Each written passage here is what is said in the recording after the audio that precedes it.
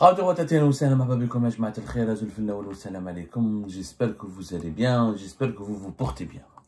Les autorités algériennes soupçonnent M. Bruno Retailleau, le ministre français de l'Intérieur, d'être à l'origine d'un complot qui vise à déstabiliser les relations franco-algériennes et à empêcher la réconciliation entre les deux pays. C'est clairement ce que pensent les autorités algériennes, le pouvoir algérien, le régime algérien de l'affaire ou du scandale Amir Dezet.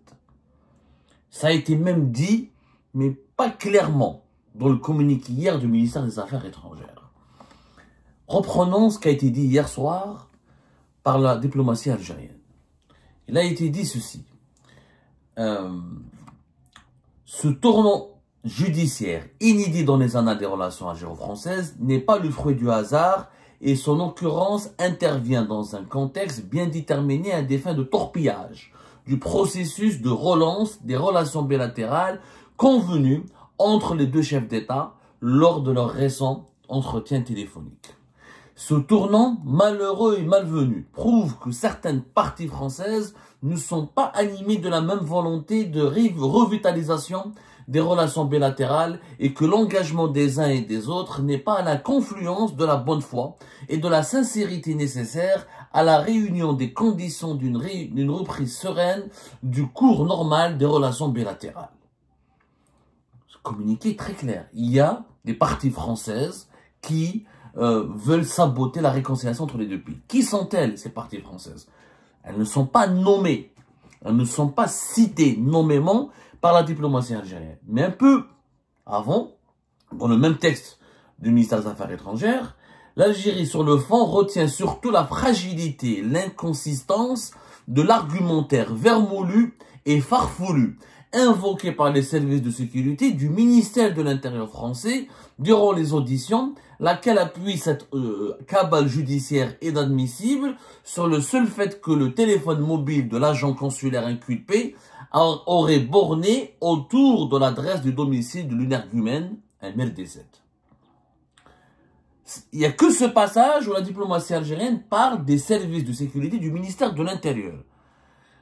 Et la diplomatie algérienne accuse ces services de sécurité d'avoir utilisé des arguments vermoulus, c'est-à-dire vieux, caducs, corrompus, irrationnels, faux, etc., et farfelus, bizarres, qui n'ont aucun sens, pour inculper un agent consulaire, un agent officiel de l'État algérien, et je rappelle, il aurait travaillé même pour les services secrets algériens, qui travaillent pour le consulat d'Algérie à Créteil. Les services de sécurité du ministère de l'Intérieur français. Les autorités algériennes ont bien fait, ils ont bien choisi plutôt de souligner le ministère de l'Intérieur. Pourquoi je dis bien fait? Parce que c'est ce que les autorités algériennes veulent dire indirectement que nous soupçonnons, nous accusons, nous pensons que c'est Bruno Retailleau, encore une fois, le diabolique Bruno Retailleau, qui a enclenché l'affaire Amir Dezet pour empêcher la réconciliation entre les deux pays. Alors effectivement, l'enquête sur le scandale Amir Dezet a été menée par la DGSI. La DGSI en France, la Direction Générale de la Sécurité Intérieure, qui sont les services secrets français. L'une des branches des services secrets français, le renseignement intérieur, relève de l'autorité du ministre de l'Intérieur en France. C'est-à-dire qu'il travaille, comme pour la police française, sous la coupe du ministère de l'Intérieur. Effectivement, la DGSI, en France, elle fait partie de certains nombres des services de renseignement qui font partie, qui relèvent de l'autorité du ministère de l'Intérieur.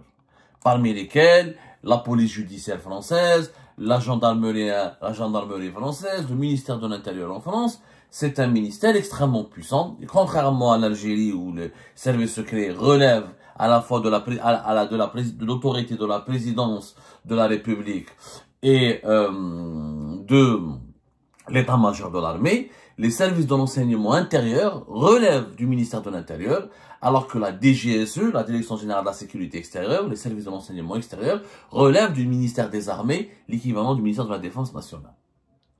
Et la DGSE a des compétences importantes en matière de contre-terrorisme, de cybercriminalité et de contre-espionnage, donc elle a des outils extrêmement importants.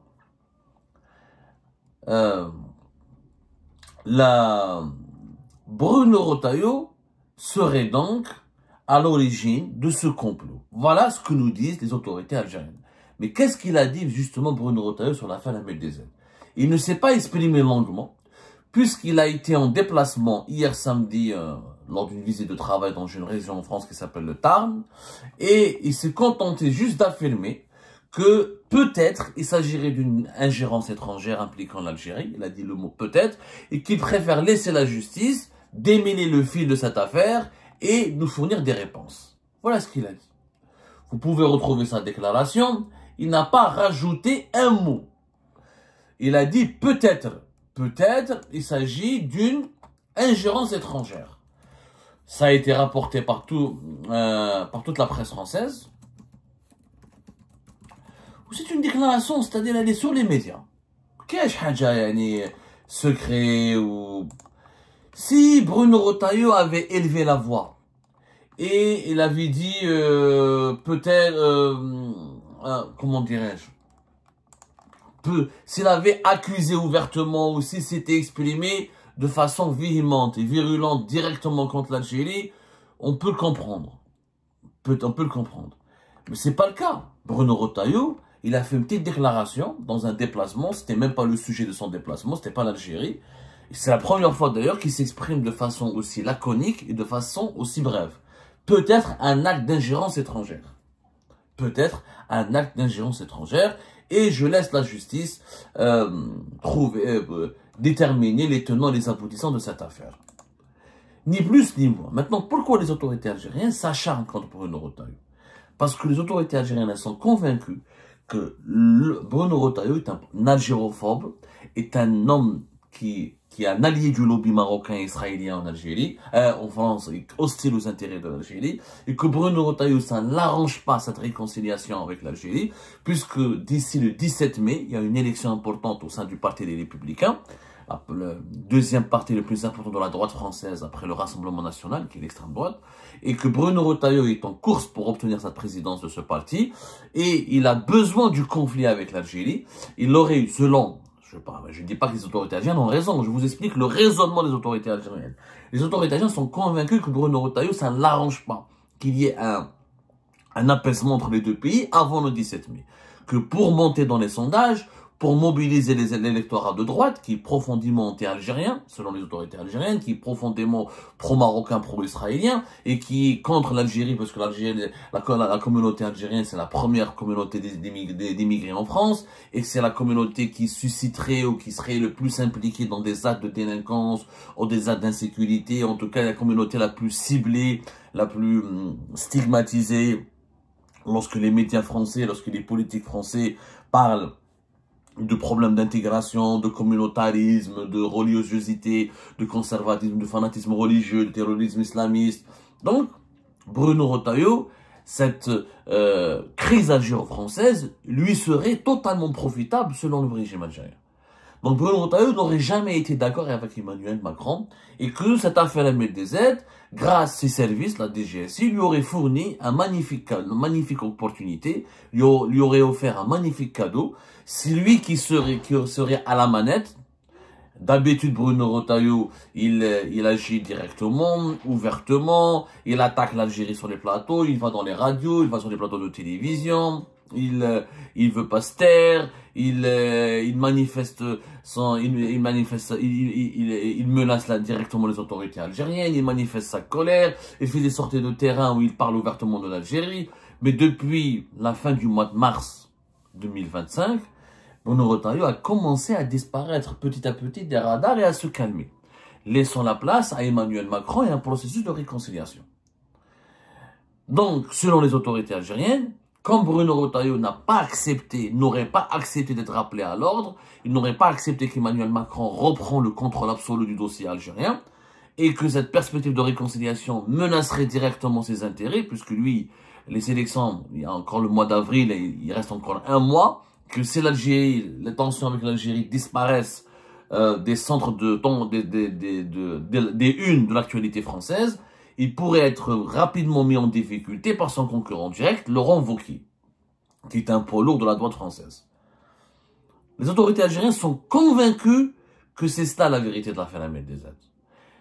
Les autorités algériennes ne veulent pas comprendre les tenants, les aboutissants judiciaires. Pour eux, c'est une affaire politique et qu'il n'y a pas de preuve d'implication d'agents de l'État algérien dans l'affaire MLDZ.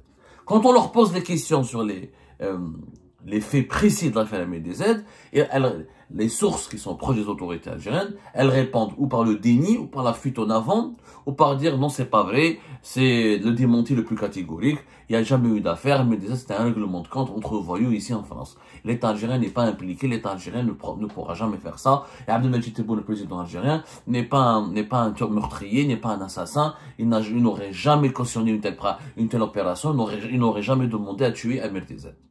C'est le point de vue des autorités algériennes. Nous sommes objectifs, nous sommes neutres, nous sommes obligés et contraints de vous rapporter ce point de vue et de vous l'expliquer parce que c'est ça le journalisme. Maintenant, est-ce que les autorités algériennes ont raison pour autant? Les soupçons ou la version des faits, c'est plus des soupçons, c'est des accusations. Les autorités algériennes l'ont dit dans leur communiqué que c'est une machination. Ils n'ont pas utilisé le mot machination, mais globalement, en résumé, c'est une machination. Ils ont parlé de cabale judiciaire, etc. C'est une machination politique. Cela signifie quoi? Cela signifie que la justice française n'est pas indépendante. Cela signifie que le parquet national antiterroriste, qui ne relève pas du ministère de l'Intérieur, il relève du ministère de la Justice, de Gérald Darmanin.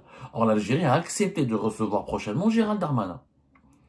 Si l'Algérie a accepté de recevoir Gérald Darmanin, c'est qu'elle n'a pas de problème particulier avec lui. Mais maintenant, est-ce que le parquet national antiterroriste relève de l'autorité de Bruno Retailleau? Non. Est-ce que Bruno Retailleau il a autant de pouvoir que cela en France? C'est pas très convaincant. Que la DGSI soit instruite par son ministre d'enquêter sur l'affaire MLDZ. Ça relève de la normalité. C'est quand même une personnalité, c'est une affaire grave, séquestration, enlèvement, ça peut créer des dissensions au sein de la communauté algérienne, ça peut mener vers des actes de vengeance, de représailles, il y a une atteinte à la sécurité nationale. Il y a quand même une opération qui a été menée sur le sol français. Les autorités françaises ont le droit de comprendre, est-ce qu'il s'agit d'une opération organisée par des gangsters et par des personnes privées ou des simples cercles privés, c'est sur le sol français, ou est-ce qu'il y a des connivences avec des puissances étrangères? L'Algérie aurait fait de même. C'est là en Algérie où il y a eu une personnalité politique étrangère. MLDZ c'est un voyou sur les autorités algériennes, mais il n'en demeure pas moins que sur le papier, c'est quelqu'un qui a une autorité, qui a une communauté qui le suit. On en parlera d'MLDZ plus tard, parce que qui fait chez MLDZ dans le dos, une affaire d'État. Mais en tout cas, sur le papier, c'est un personnage public, et il fait de la politique de façon maladroite, malveillante, vous ne l'aimez pas, etc. Mais il est connu, il a des engagements. Donc la France, elle se doit de comprendre ce qui s'est passé dans cette affaire. Pourquoi Bruno Retailleau aurait attendu le début de la réconciliation avec l'Algérie pour manifester et dire non, je ne veux pas cette réconciliation, elle est contre nos intérêts. Il l'aurait dit. D'ailleurs, les premières déclarations de Bruno Retailleau à la suite de la mise en place d'un processus de réconciliation entre les deux pays, c'est quoi? Il disait clairement dans les médias, j'attends de voir les actes. Il n'a pas dit je suis contre. Il n'a pas dit que je suis catégoriquement contre. Bon, les accusations, les soupçons des autorités algériennes, elles peuvent se comprendre. C'est leur droit de parler, d'évoquer un problème personnel avec Bruno Retailleau, mais là quand même, c'est une affaire, elle est entre les mains de la justice. Les juges ne relèvent pas de l'autorité de Bruno Retailleau. Ils ne reçoivent pas leurs ordres de Bruno Retailleau. Là, les accusations, les mises en cause de la légitimité même, comment dirais-je, de la pertinence même de la procédure judiciaire est une mise en cause de la justice française. Ça veut dire que la justice française, elle est vermoulue, elle est corrompue. Ça veut dire que Bruno Retailleau est influencé à manipuler la justice française. Donc là, les autorités algériennes n'ont pas compris que peut-être elles ont élargi leurs problèmes et leurs conflits avec d'autres composants de l'État français. Alors que le problème était initialement uniquement avec Bruno Retailleau, aujourd'hui on implique les juges français et la justice française dans ce conflit. Je rappelle que la justice, au début de la crise, à un moment, pendant quelques épisodes extrêmement tendus de la crise algéro-française, avait désavoué Bruno Retailleau. Dans l'affaire de l'expulsion des Doualem en février 2025, la justice française, elle a désavoué, elle a demandé la libération, la remise en liberté de Doualem, elle a demandé son indemnisation, et elle a condamné le ministère français de l'Intérieur à verser des indemnités. Donc, les juges sont du côté de Bruno Retailleau. Pourquoi dans l'affaire Doualem, ils n'ont pas été de son côté, ils l'ont désavoué? D'ailleurs, Bruno Retailleau s'était énervé, il a été exaspéré, il est parti sur le plateau de télévision pour dénoncer, pour montrer son exaspération face aux juges. Même des juges n'ont pas été, c'était le tribunal administratif de Melun, qui n'ont pas du tout apprécié la réaction de Bruno Retailleau, ils ont eux-mêmes protesté, ils ont dénoncé les pressions qui ont été, les critiques qui ont été adressées aux juges par Bruno Retailleau. Il y a eu un conflit entre les juges et Bruno Retailleau dans l'affaire Doualem, rappelez-vous, en février 2025. Après, la justice, elle a attendu que Doualem soit condamné, soit mis en cause, il a été jugé, après elle a décidé de l'expulser. Mais au départ, la justice française elle a qualifié d'illégal. Et elle a désavoué Bruno Retailleau quand il a expulsé Doualem directement en le mettant dans un avion et en l'envoyant vers l'Algérie.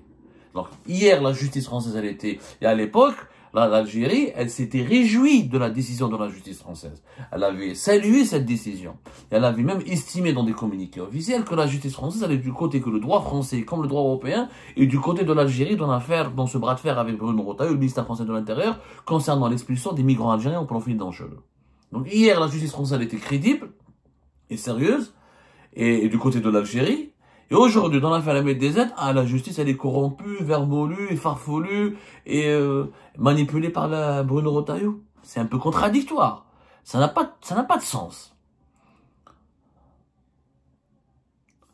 La vérité des faits va finir par éclater. Si des responsables algériens ou l'État algérien est impliqué dans l'affaire Ahmed DZ, la justice française va trancher. Il y aura des preuves, il y aura une enquête complémentaire, il y aura d'autres auditions, il y aura des mandats d'arrêt, il y aura des investigations approfondies. Et on verra ce qui va advenir dans l'affaire Ahmed DZ. Mais je pense que parler de complot et de machination politique, c'est un peu très dangereux et ça pourrait nuire à la crédibilité de l'État algérien et ça pourrait le mettre en grande difficulté par rapport à d'autres composantes, par rapport à d'autres institutions de l'État français dont l'Algérie a besoin d'un bon rapport, d'un rapport apaisé avec elle pour défendre ses intérêts et pour avoir une relance de la coopération bilatérale parce qu'un jour ou l'autre, il faudra dépasser tous ces épisodes, toutes ces turbulences, tous ces épisodes de crise aiguë et grave pour normaliser les relations.